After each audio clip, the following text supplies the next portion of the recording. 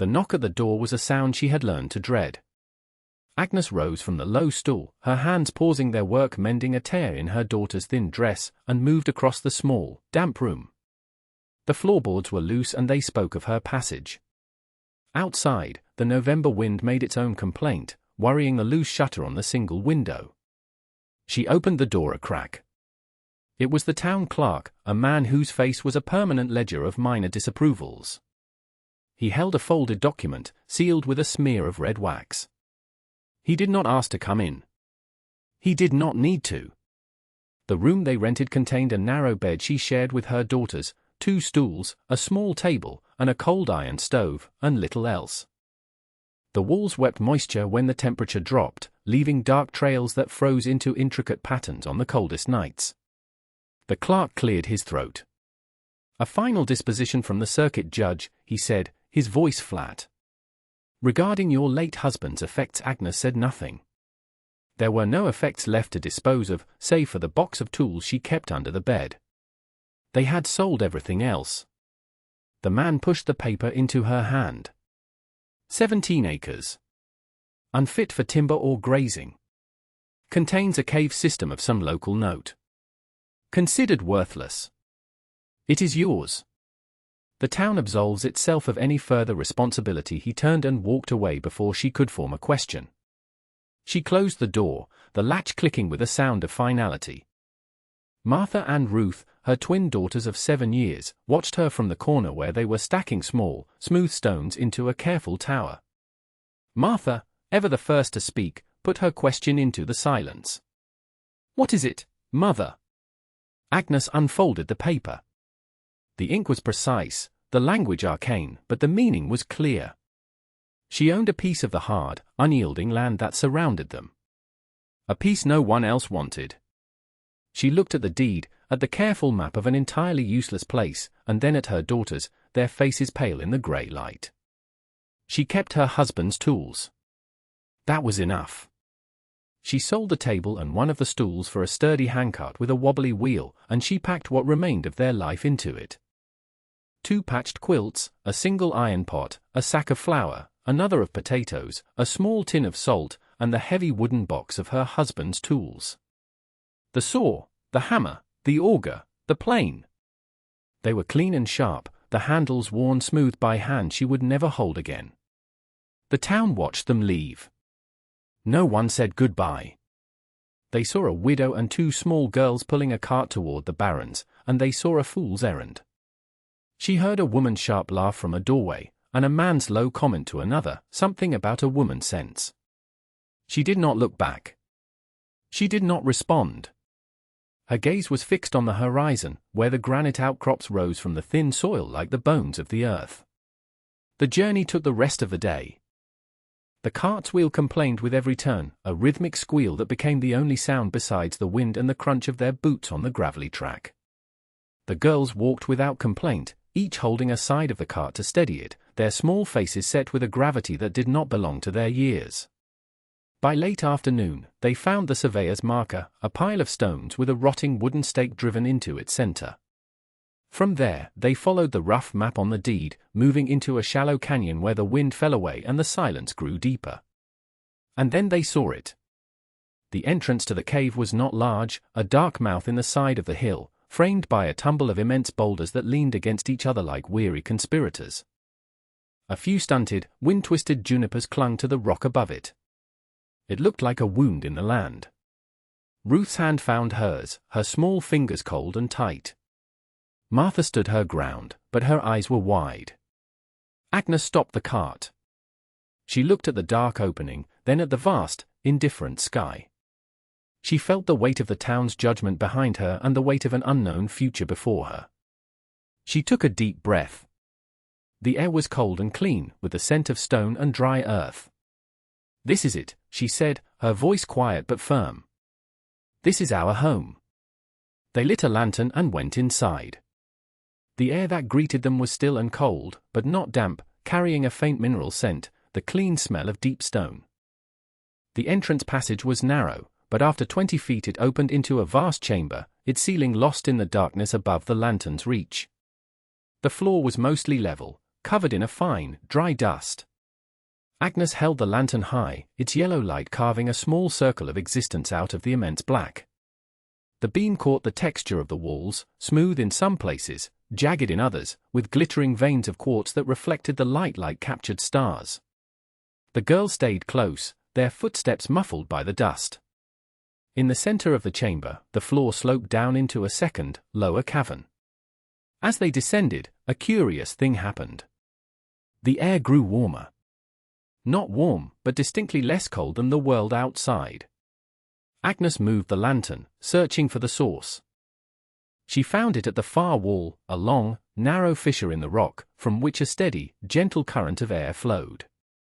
It was not hot, but it was the temperature of a cellar in summer, and it never wavered. A thermal vent. A gift from the earth itself. In another corner, a steady drip of water fell from a finger of rock into a natural basin, the clear, slow pulse of the mountain's heart. She tasted it. It was cold and pure. Everything they needed was here. Shelter. Warmth. Water. It was a fortress against the wind and the snow and the judgment of the world. She turned to her daughters. Ruth was tracing a pattern in the dust with her finger, already at home in the quiet. Martha was looking up into the unseeable heights of the ceiling. "Is it always dark?" Martha asked, her small voice swallowed by the space. "We will bring the light," Agnes answered. She set the lantern down on a flat ledge. Its glow pushed back the ancient darkness. It was a start. Everything was as it should be. The first task was to build a house within the house. The cave offered shelter from the wind and snow, but its sheer volume would leach the warmth from their bodies. They needed a small, defensible space, a wooden core they could heat with a small stove. There were no trees suitable for felling on their 17 acres of rock and scrub, but the canyons and washes held the ghosts of trees long dead, fallen timber seasoned by years of sun and wind, hard as iron. The work was slow. Each day, Agnes and the girls would walk for miles, searching for a suitable log or a fallen branch. Agnes would use the bucksaw to cut it into manageable lengths, the rasp of the blade a lonely sound in the vast silence. Then they would drag the pieces back to the cave, their muscles straining, their hands raw. The handcart was their beast of burden, its squealing wheel a constant companion. They stacked the wood against the cave wall, a growing pile of silvered, weathered timber. When she had enough, the construction began. She used her husband's tools with a methodical patience. She laid a foundation of flat stones, leveling it with sand from the cave floor. On this, she raised the small cabin, a simple box, 12 feet by 16 feet. She notched the logs herself, her hands learning the heft of the axe, the precision of the chisel. The girls helped without being asked. They carried the smaller pieces, handed her the tools she called for, and learned their names and functions. Martha, with her eye for order, stacked the offcuts into neat piles for firewood. Ruth, quiet and focused, used a small hammer to drive wooden pegs into the holes Agnes bored with the auger. The scent of sawdust, clean and fragrant, filled the chamber, mingling with the mineral smell of the stone. It was the smell of creation. The cabin rose slowly, a ship being built in a bottle. The roof was the hardest part. She laid split logs across the top, then covered them with a layer of flattened bark she peeled from dead trees, and finally, a thick coating of clay she found by the spring, mixed with dry grasses for strength. It was not perfect, but it would hold out the damp and keep in the warmth. She left a single opening for a window, which she would cover with a greased animal hide when she could get one, and another for the door, which she fashioned from the straightest planks she could cut. The final piece was the stovepipe. She had traded her mother's silver locket, the last object of sentiment she owned, for a small cast-iron stove and 10 feet of pipe. She ran the pipe from the back of the stove up through a carefully cut hole in the roof and then angled it out through a high fissure in the cave wall, a natural chimney. The day she finished, a deep quiet settled over the cave. The cabin stood complete, a small, solid rectangle of human effort inside the grand, organic chaos of the cavern. They moved their few belongings inside. The 2 quilts on a raised sleeping platform, the iron pot by the stove, the box of tools in a corner. It was sparse, but it was theirs. That evening, for the first time, she lit a fire in the stove. The small box of iron radiated a surprising heat, and the air in the cabin grew warm and dry. Outside the single window opening, the vast, dark space of the cave remained, a silent guardian. The constant, gentle warmth from the thermal vent kept the larger chamber from freezing, creating a buffer between their small home and the world. Agnes sat on the floor with her daughters, watching the dance of the flames through the stove's small grate. Martha leaned against her. "It's warm," she whispered, as if it were a miracle. Ruth was already asleep, curled under a quilt. Agnes looked at the solid walls around them, smelled the lingering scent of fresh cut wood, and felt the deep, steady heat. It was more than warm. It was safe. The spring came, and with it, the need for a garden. The land around the cave was a thin layer of soil over solid rock, but Agnes had walked every foot of their 17 acres. She had found what she was looking for in a shallow basin a quarter-mile from the cave mouth, a depression where years of runoff had deposited a deeper layer of earth. It was still choked with stones. For weeks, the three of them worked to clear it. They pried rocks from the soil with a sharpened stick, from the size of a fist to the size of a loaf of bread, and carried them to the edge of the plot, building a low wall that would shelter the young plants from the wind. It was back-breaking labor. The girls' hands were scratched and dirty, but they worked with a quiet determination, mimicking their mother's steady pace. They sifted the soil through their fingers, removing the smaller stones, until they had a patch of dark, workable earth 50 feet square. With the last of the money from the sale of the table, Agnes walked the long miles to town. She bought a sack of seed potatoes, packets of beans, squash, and corn, and a young sow, heavy with piglet. She also bought 5 young ewes and a ram, their wool thick and greasy. The men at the general store watched her transact her business. As she was leaving, one of them spoke, his voice loud enough for all to hear. "Farming rocks now, are we, mistress? Or are you planning on raising those sheep in that hole in the ground?" The others laughed. Agnes did not turn. She loaded her purchases onto the handcart, tied the sow to the back, and began the long walk home, herding the small flock of sheep before her. The laughter followed her for a block, then faded, replaced by the squeal of the cart's wheel and the gentle bleating of the sheep. She had the seeds. She had the animals. The mockery of men was just another kind of wind. It could not touch her. The garden took root. The thin soil, enriched with leaf mold and sheep manure, proved fertile. The low stone wall sheltered the seedlings, and the steady sun of the high plains did the rest. Soon, green shoots pushed through the dark earth. The corn grew tall, the beans climbed the stalks, and the broad leaves of the squash plant spread across the ground, shading the soil and preserving its moisture. The sow gave birth to a litter of 8 healthy piglets in a pen Agnes built against a sheltered rock face. The sheep thrived on the sparse but hardy grasses of the surrounding hills. The girls learned to be shepherds. Each morning, they would drive the small flock out to graze, their dog, a stray she had found and fed, trotting faithfully alongside. They learned the flock's ways, how to keep them from straying, how to lead them to water. They grew confident and self-reliant, their faces browned by the sun. In the evenings, after the work was done, Agnes would sit outside the cabin, inside the cave, and work the wool. She had bought a broken loom in town for a few pennies and had painstakingly repaired it. She washed the raw, greasy wool in the spring water, carded it with hand carders she fashioned from wood and bent nails, and spun it into thick, strong yarn on a simple drop spindle. Then, she would sit at the loom, the rhythmic thump-clack of the beater and shuttle echoing in the great stone chamber. It was a sound of profound peace, of purpose. She wove blankets, thick and heavy and exceptionally warm. They were not fine, but they were honest. As the pile of finished blankets grew, she knew they had more than they needed for themselves. They were no longer just surviving. They were creating a surplus. They were building a life from what the world had deemed worthless. The cave was no longer a shelter, it was a workshop, a barn, a home. It was a world of their own making. The signs of a hard winter came early that year. The autumn winds were sharper, carrying the bite of the snows to come.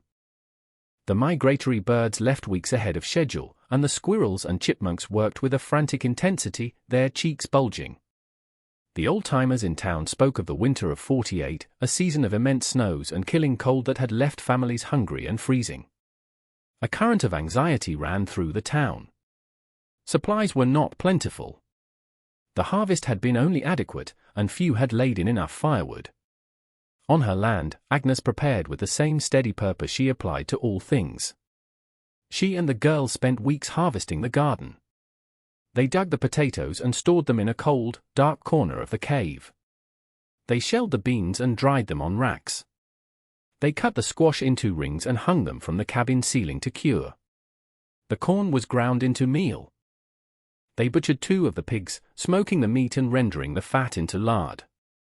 They walked the canyons daily, gathering every piece of deadfall they could find, until a great wall of firewood was stacked against the inner wall of the cave, enough to last them until spring, and then some.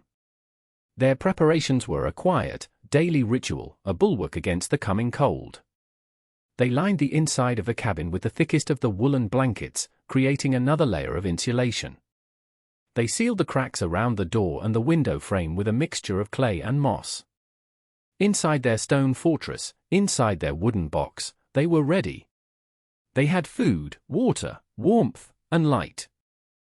When the first snows came, thick and heavy, blanketing the world in white, they watched it from the mouth of their cave, unafraid. The frozen springs on the cliff faces hung in great curtains of ice. The world had gone silent and hard. And they were safe within it.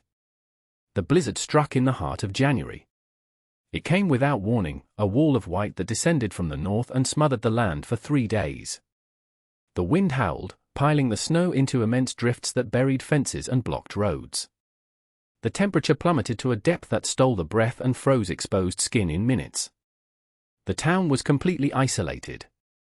People huddled in their homes, feeding their dwindling woodpiles into their stoves, watching their food supplies shrink. The cold was relentless. It found every crack in the walls, every gap in the windows. Families with little firewood began to burn furniture.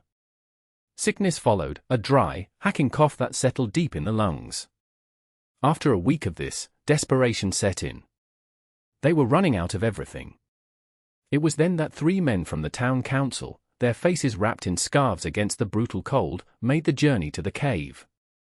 They floundered through waist-deep snow, following the canyon, their hope dwindling with every step. They expected to find a frozen grave. Instead, they found life. They saw the thin trail of smoke rising from the fissure in the rock and followed it to the cave mouth. They stepped inside, out of the shrieking wind, into a world of shocking peace and order.